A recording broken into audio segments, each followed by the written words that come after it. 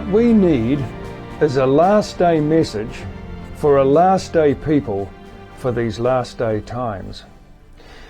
And I guess where would we turn for our last day message?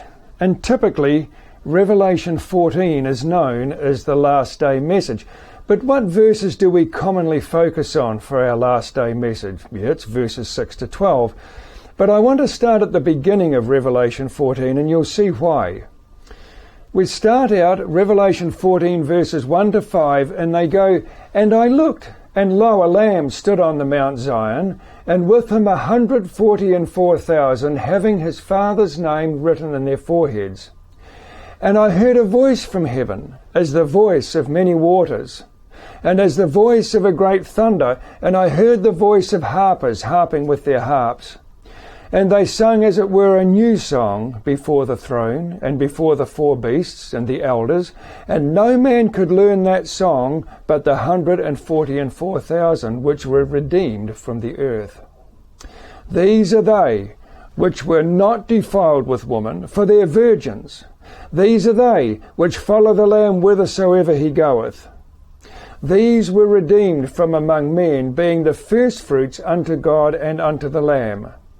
And in their mouth was found no guile, for they are without fault before the throne of God." Here is represented a very special people. The characteristics of these people are clearly detailed. These are represented as not being caught up with the plethora of falsity. They are pure in doctrine.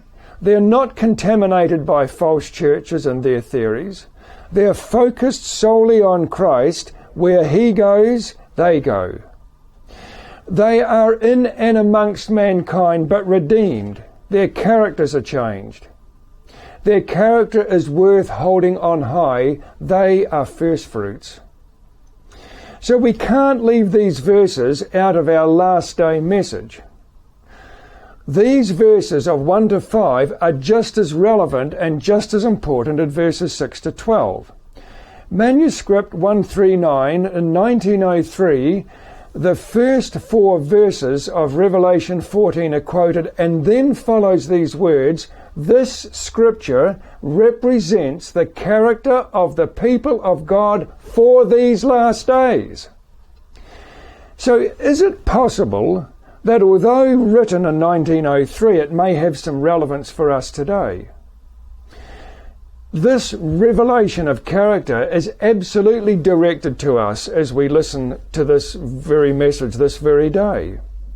Review and Herald, April 12, 1898, quotes this, "We need not wait till we are translated to follow Christ. God's people may do this here below. We shall follow the Lamb of God in the courts above only if we follow him here. We are not to follow Christ fitfully or capriciously, only when it's to our advantage. In daily life, we must follow his example as a flock trustfully follows its shepherd.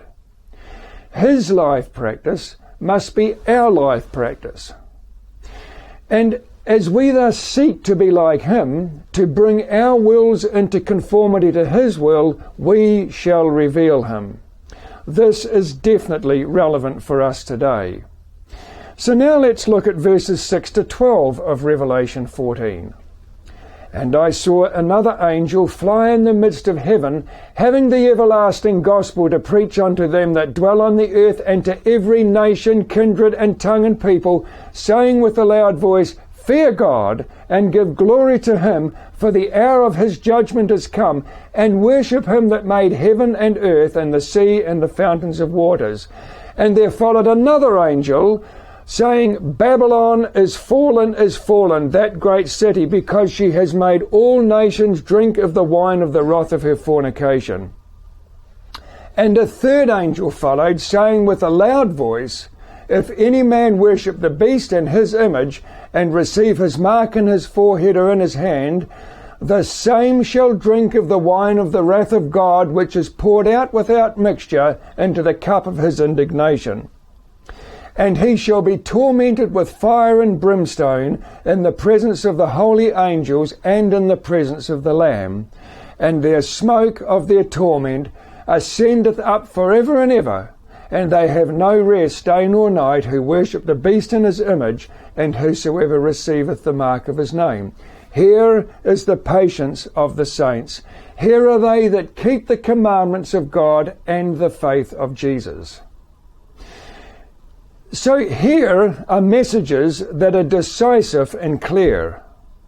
Collectively, these three angels are a call back to true godliness. Revere him. Show his character by our behavior. Prepare and preach judgment upon mankind. Worship the true God. There is also information of a collapse of a system. This is a system that defiles women. It gets them drunk with wine. It commits fornication with women. It ruins their virginity, those in verse 4. A message of warning. It warns of the danger of this ruinous system. This system is to be destroyed. It's a call to come out of it completely, and it explains the qualifications of how to avoid it in verse 12. Note well, the first angel speaks with a loud voice. The second angel speaks, but it's actually Revelation 18 that gives the power to the second angel. And the third angel speaks with a loud voice. So these messages that have to go out had to go out loud and clear. So verses 6 to 12 are very relevant for us today. But now verses 14 to 20 are relevant also, not so much to us today, but for our future. We often think 6 to 12 is important. There's not 3 messages in Revelation 14. There are actually 6 angels. Verse 14, I looked and lo, and behold a white cloud, and upon the cloud one sat like unto the Son of Man, having on his head a golden crown, and in his hand a sharp sickle. And another angel came out of the temple, crying with a loud voice to him that sat on the cloud, Thrust in the sickle, and reap, for the time is come for thee to reap, for the harvest of the earth is ripe. And he that sat on the cloud thrust in his sickle on the earth, and the earth was reaped. And another angel came out of temple which is in heaven, he also having a sharp sickle.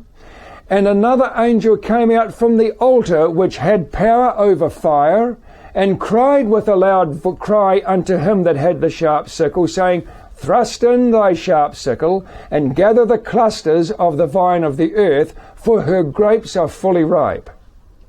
And the angel thrust in his sickle into the earth, and gathered the vine of the earth, and cast it into the great winepress of the wrath of God.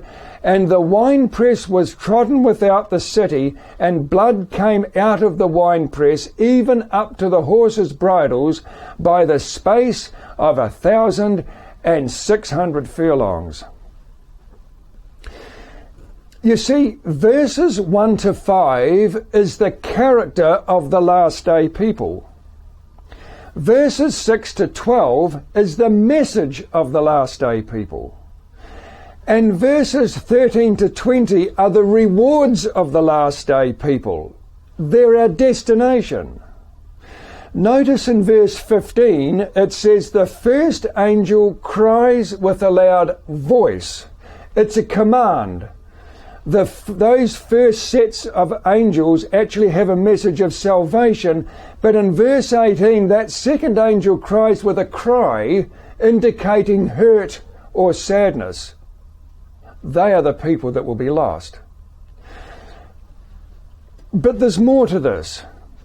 While we do have a character to form, and while we do have a message to bear and a reward to look forward to, either of salvation or to lose salvation, there's also a work for the last day people to attend to.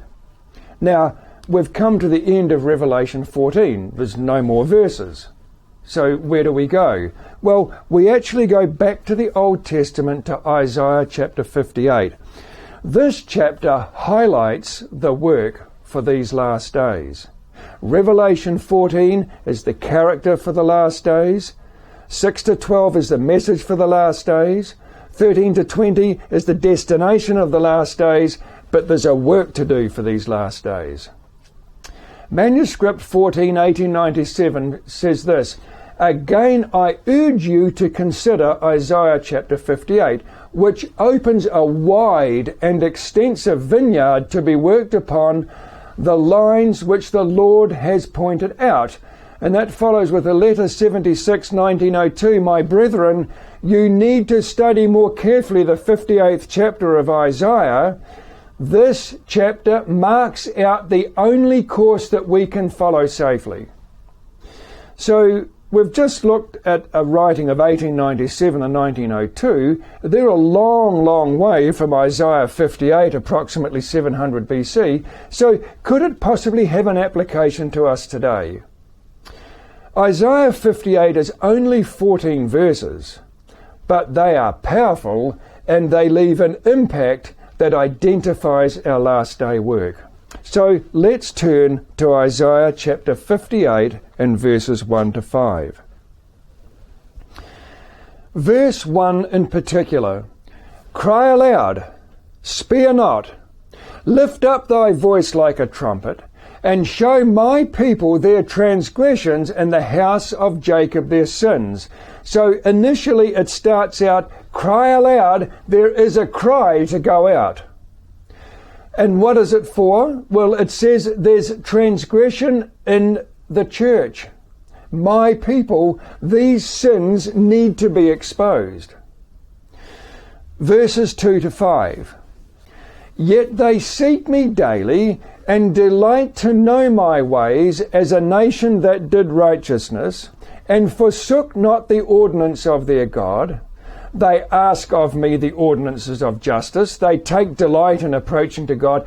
Wherefore have we fasted, they say, and thou seest not? Wherefore have we afflicted our soul, and thou takest no knowledge? Behold, in the day of your fast you find pleasure, and exact all your labours. Behold, you fast for strife and debate, and to smite with the fist of wickedness. Ye shall not fast as ye do this day, to make your voice to be heard on high. Is it such a fast that I have chosen, a day for a man to afflict his soul? Is it to bow down his head as a bulrush, and to spread sackcloth and ashes under him? Wilt thou call this a fast and an acceptable day to the Lord? So a summary of those verses, it's, you profess to be my children, my church. You fast, but you do it for strife and debate. You hold your fist up in wickedness. Don't act like you make your voice heard on high. You even afflict your souls, yet you do your own works, and you don't do as I ask. Here is a serious problem. There is transgression and there's sin in the house of Jacob, the church. So what's our problem today? Well, we have the same problem as Isaiah had back in verses 2 to 5, because Revelation 3 verse 15 states this, "I know thy works, that thou art neither cold nor hot. I would thou wert cold nor hot." So our problem is we're neither cold nor hot. Laodicea is the last church, and it's the days that we're living in at present. We say that we're rich and increased with goods. We say we have need of nothing, but in fact, we are wretched, miserable, poor, blind, and naked. And as a result of that condition, the character of Revelation 14, 1 to 5 cannot be reached. And the call of the three angels of Revelation 14, 6 to 12 won't go out with power, and the reward will be the cry of the angel in Revelation 17 to 20. That's God's wrath. That's not His salvation. If we can't live in the power of verses 1 to 5 of Revelation 14, we're not going to proclaim with power the verses 6 to 12 of Revelation 14. But back to Isaiah. Now let's look at verses 6 to 7. "Is not this the fast that I have chosen, to loose the bands of wickedness, to undo the heavy burdens and let the oppressed go free, and that ye break every yoke? Is it not to deal thy bread to the hungry, and that thou bring the poor that are cast out to thy house? When thou seest the naked, that thou cover him, and that thou hide not thyself from thine own flesh. So here we have a different emphasis. Here is the fast that I have chosen, says God. Loose the bands of wickedness.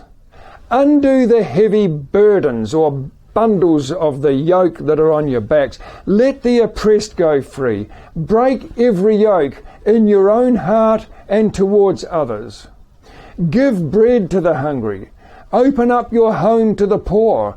Offer clothing and raiment to the destitute and the naked, and be available to your own households and to your brethren.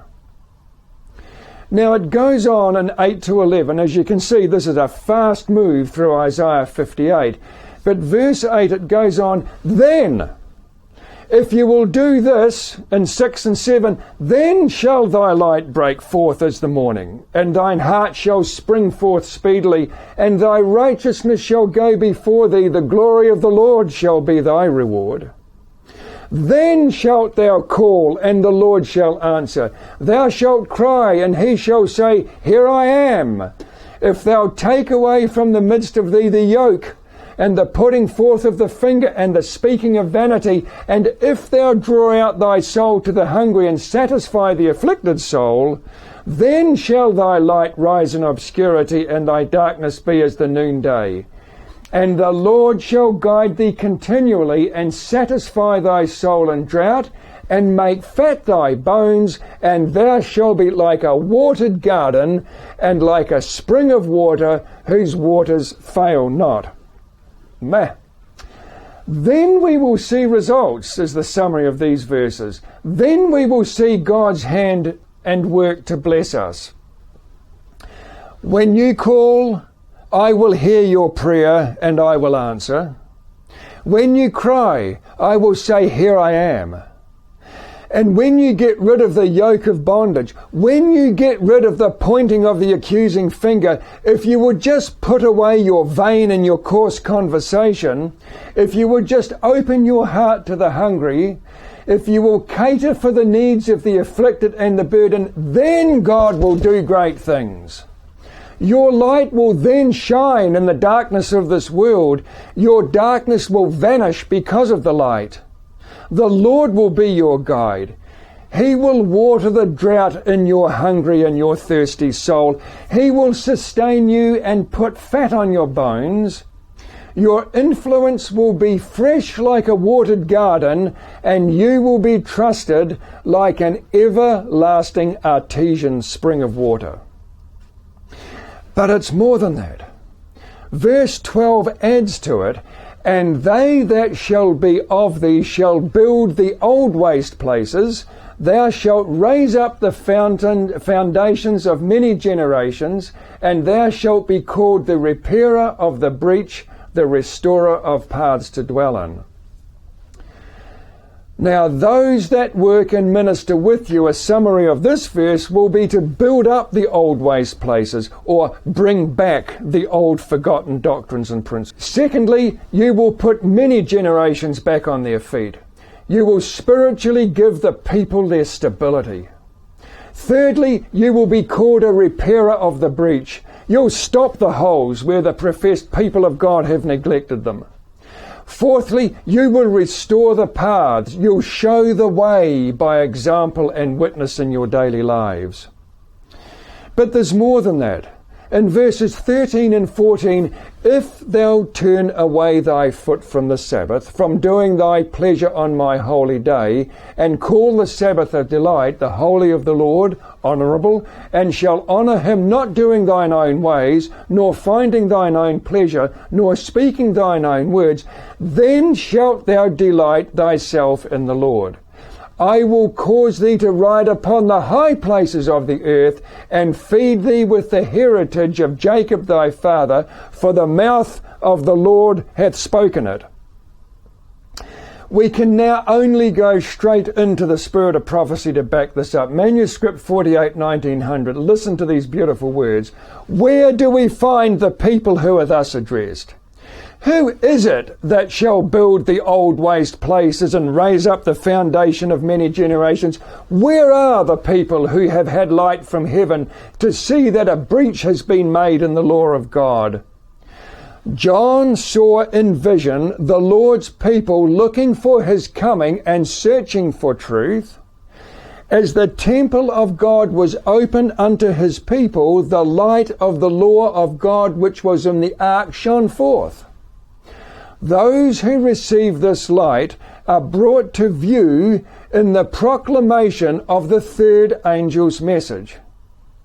This is the people that are repairing the breach in the law of God. You see, you cannot separate Revelation 14 from Isaiah 58. They go together. Amid great opposition, they become loyal to God and take their position under the standard of the third angel. Adding to that, in Christian Experience and Teachings, page 87, I was shown that the precious promises of Isaiah 58, 12 to 14 apply to those who labor for the restoration of the Sabbath. I was shown that the third angel proclaiming the commandments of God and the faith of Jesus represents the people who believe this message and raise the voice of warning to the world to keep the commandments of God and his law as the apple of his eye, and that in response to this warning, many would embrace the Sabbath of the Lord. So in this quote, it is not only just keeping Sabbath, but laboring to restore the Sabbath that the promises of this chapter apply. People proclaiming the third angel's message are those who receive this chapter, Isaiah 58, and in this restoring, there is a raising of the voice to keep the commandments of God, and the response to this restoration and call will be that many will receive the Sabbath. Evangelism 5:16, 5:17, the 58th chapter of Isaiah contains present truth for the people of God. Here we see how medical missionary work and the gospel ministry are to be bound together as the message is given to the world. Upon those who keep the Sabbath of the Lord is laid the responsibility of doing a work of mercy and benevolence. Medical missionary work is to be bound up with the message and sealed with the seal of God. So these are beautiful. This is so powerful. In this quote, the message to the world is that medical missionary work and the gospel proclaiming the Sabbath, the seal of God, cannot be separated. Those who are keeping and restoring the Sabbath and raising their voices have a responsibility and mercy and benevolence included in their work. In the beginning of the chapter, Isaiah's call is to show the house of Jacob their sins. But at the end of the chapter, God is promising the inheritance of Jacob. Can you see it? This whole chapter is a chapter of restoration.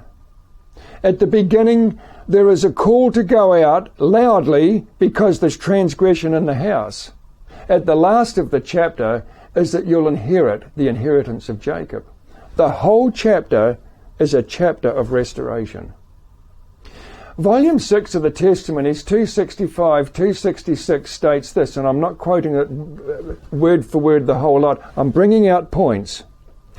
I cannot too strongly urge all church members, all who are true missionaries, all who believe the third angel's message, all who turn away their feet from the Sabbath, to consider the message of the 58th chapter of Isaiah. The work of beneficence enjoined in this chapter is the work that God requires his people to do at this time. It is a work of his own appointment. We are not left in doubt as to whether the message applies and to where the time of its marked fulfillment, for we read verse 12, it's quoted, God's people have a special work to do in repairing the breach that has been made in His law, and the nearer we approach the end, the more urgent this work becomes. All who love God will show that they bear His sign by keeping His commandments. They are the restorers of paths to dwell on. This is the ministry which God's people are to carry forward at this time. This ministry, rightly performed, will bring rich blessings to the church. So this is a short but extremely powerful chapter for us today of Isaiah 58. Now, you may well be saying, well, I'm finding this a little bit hard to go out and to do this. I mean, we have nations around us that are becoming police state and police control. I don't think I'm prepared really to risk my reputation or perhaps even my life, because hate speech is a big thing now. I'm just a little concerned. Well, I take you back to the disciples. Mark chapter 16, verses 15, 17 and 18, it states this, And He said unto them, Go ye into all the world and preach the gospel to every creature. And these signs shall follow them that believe. In my name they shall cast out devils. They shall speak with new tongues. They shall take up serpents. And if they drink any deadly thing, it shall not hurt them. They shall lay hands on the sick, and they shall recover. And in volume 3 of the Spirit of Prophecy, page 248, it follows up at this. At that time, in other words, in that time of the disciples, poisoning was practiced to quite an extent. Unscrupulous men did not hesitate to remove by this means those who stood in their way of their ambition. Jesus knew that His apostles would be subjected to this danger, if not specially protected from it. He knew that there would be many who would be so deluded as to think it would be doing God's service to put these witnesses to death by any means. He therefore guarded them against this insidious evil. Thus the Lord assured His servants that they were not to labour in their own strength, but in the strength of the Holy Ghost. Though the disciples received their commission to preach the gospel to all nations, they did not at the time comprehend what the vast extent and the wonderful character of that work was before them. A work that was to descend to their successors and be carried on till the end of time. So remember this. We have a character to form. We have a message to bear. We have a reward to look forward to. But there is also a work to do. Don't fear, friends, what's in front of us. Labour for God today. He will never put us through more than we're able to bear. He will always supply the protection and the strength, but He'll also put us through trials to develop our characters. Never fear. Go forward in strength. Man cannot do to you what God will protect you from. We have a work to do. We have a message to bear. May we with Isaiah say, Here am I, Lord, send me. I pray that God will bless you each one. Don't shy back from the work. We've all got talents. If you don't know what yours are, push at the doors, and you'll be surprised the doors that will open. God wants us, everyone, to do a work. Every one of us have a talent, even if it's one. So I pray with you, I challenge you, please, don't give up. We're at the last days. We have a character to form. We have a message to bear. Yes, we have a destination to look forward to, but in the meantime, we have a work to do. God bless you and keep you, and be encouraged, because there's a heaven to win and a hell to shun. God bless you.